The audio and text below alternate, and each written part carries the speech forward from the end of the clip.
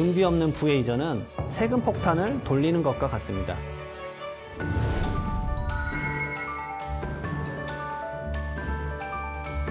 자녀의 올바른 자립을 위해서라도 자신이 일궈온 삶의 자세를 후대에게 계승하기 위해서라도 부모 세대에서 이제 생각을 전환하셔야 됩니다. 부의 이전은 단순히 자산의 이전만을 말하지 않습니다.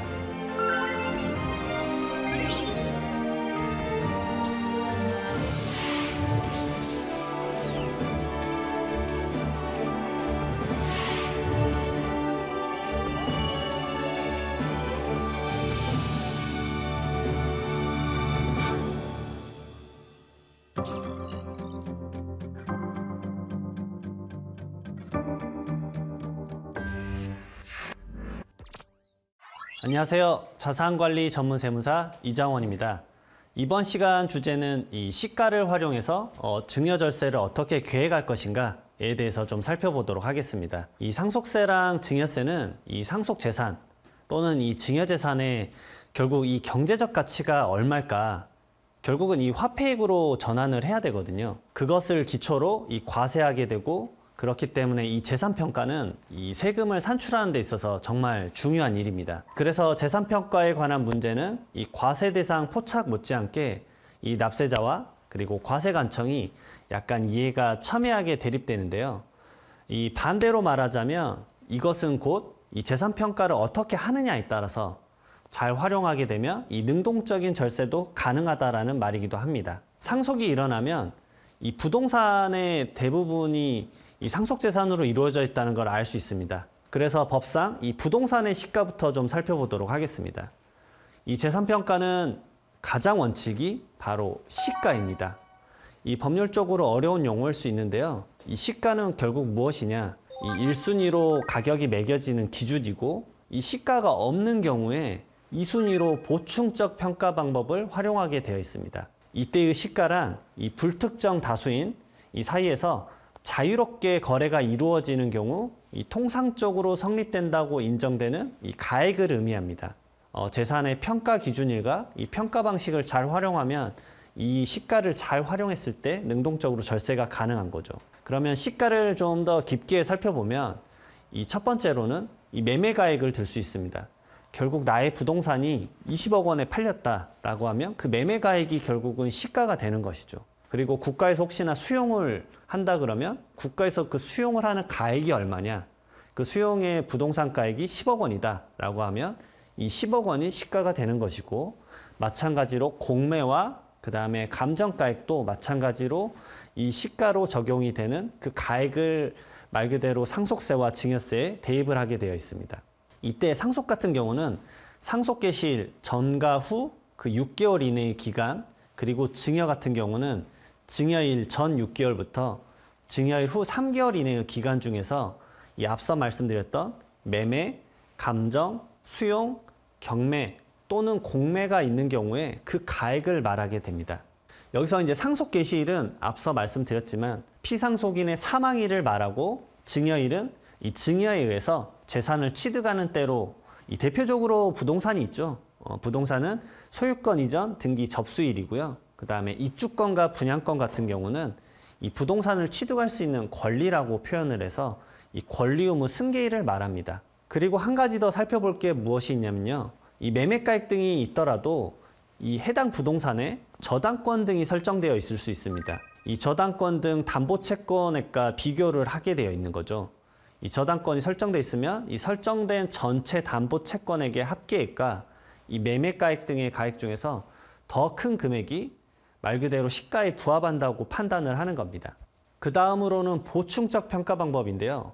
이 시가가 없을 수 있겠죠. 그러면 해당 재산의 이 종류, 규모, 거래 상황 등을 고려해서 이 세법상 분류된 재산마다 이 규정된 방법으로 평가를 하게 되어 있는데요.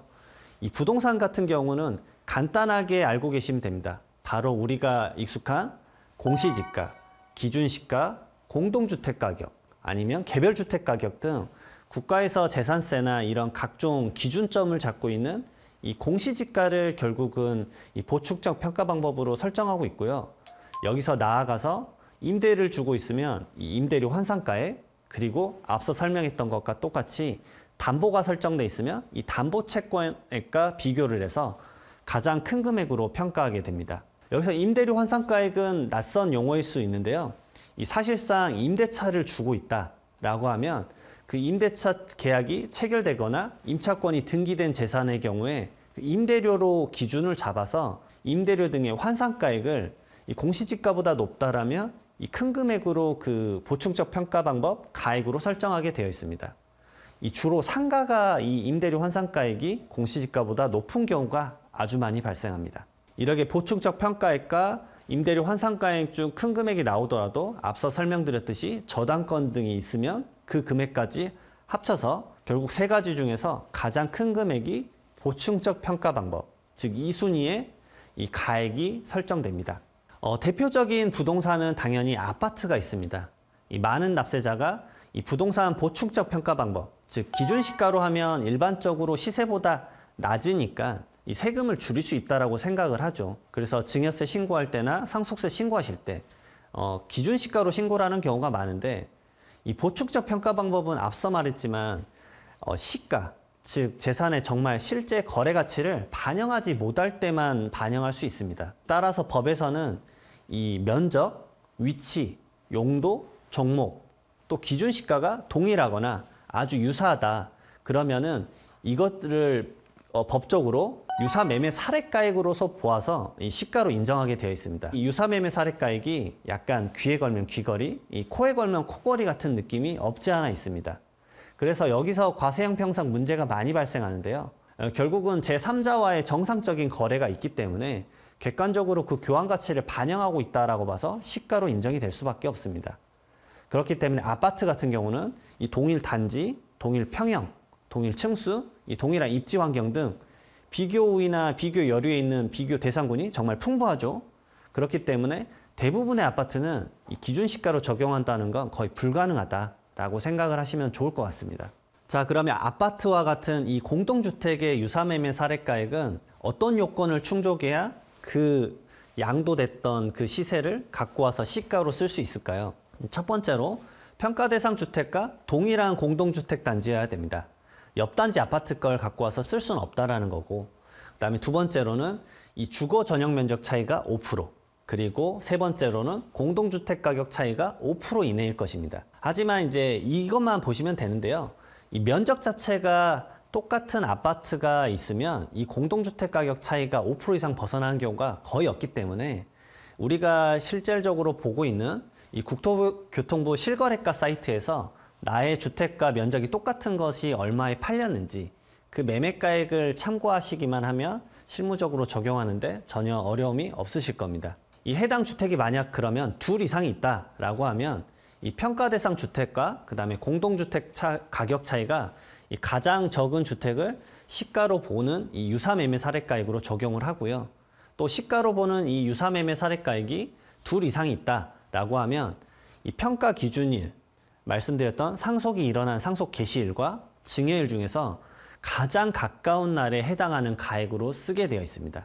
혹시나 그 가액이 둘 이상이면 평균액을 적용하게 되어 있고요. 납세자가 법정 신고기한 내에 증여세 신고를 한 경우에는 이런 경우를 또 봐줍니다. 이 신고 이후에 또 다른 유사매매 사례가액이 나올 수 있죠. 하지만 납세자는 신고를 이미 했기 때문에 그걸 예측할 수 없는 상황이 펼쳐질 수 있습니다.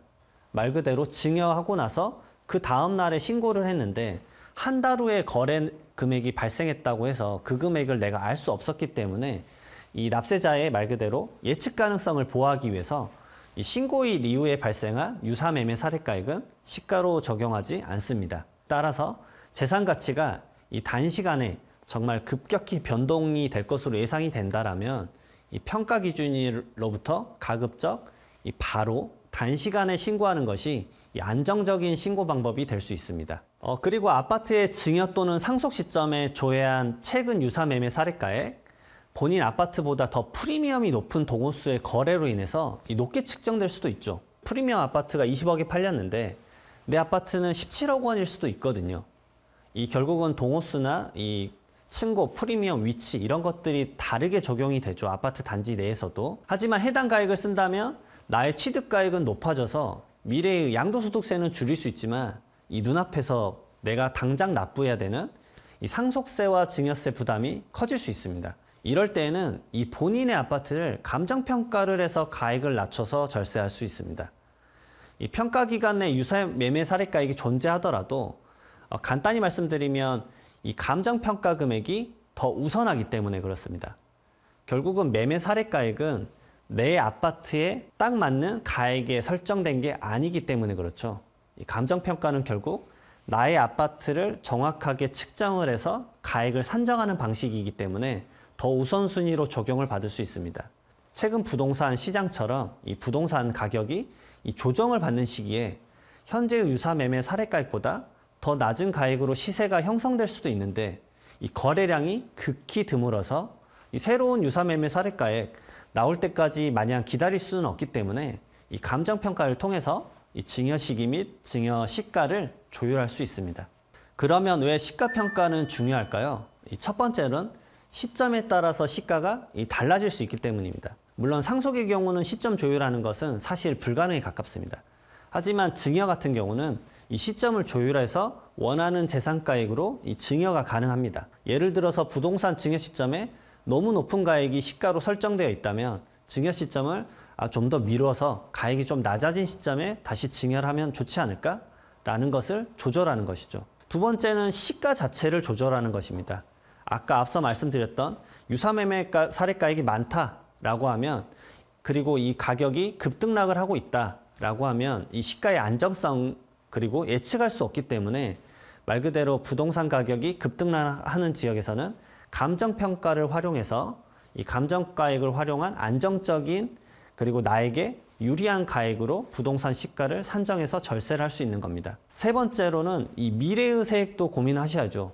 왜냐하면 부회이전 방식인 상속과 증여는 이 상속인과 수중자, 즉 자산을 받는 입장에서는 이 부동산의 취득 단계로 이 상속 재산가액 또는 이 증여 재산가액이 미래 이 부동산을 양도를 했을 때, 즉 팔았을 때 취득가액이 되기 때문에 이 결국 미래의 나의 양도소득세가 얼마나 나올 것인가 까지 예측을 해서 지금 눈앞의 상속세와 증여세가 좀 더 높더라도 미래의 양도소득세를 많이 줄일 수 있다라면 시가평가를 적정히 해서 오히려 가액을 더 높여서 상속과 증여를 하는 것도 절세 방법일 수 있습니다.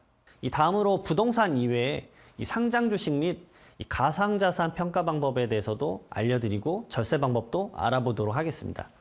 이 첫 번째로 상장 주식인데요. 이 유가증권 시장 및 이 코스닥에서 거래되는 이 주권 상장법인의 주식은 이 평가 기준일, 즉 상속일과 증여일이죠. 이전과 이후 각 2개월 동안에 공표된 이 매일 거래소 최종 시세가액의 이 평균액을 시가로 봅니다.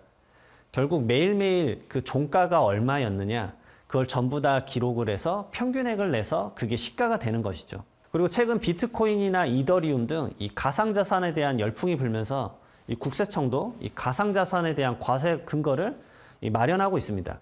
그래서 이 가상자산 양도하게 되면 그에 따른 기타 소득이 2023년 1월 1일부터 이 과세가 예정이 되어 있는데요. 그런데 이제 상담을 오시다 보면 이걸 헷갈려 하시는 분들이 좀 있습니다.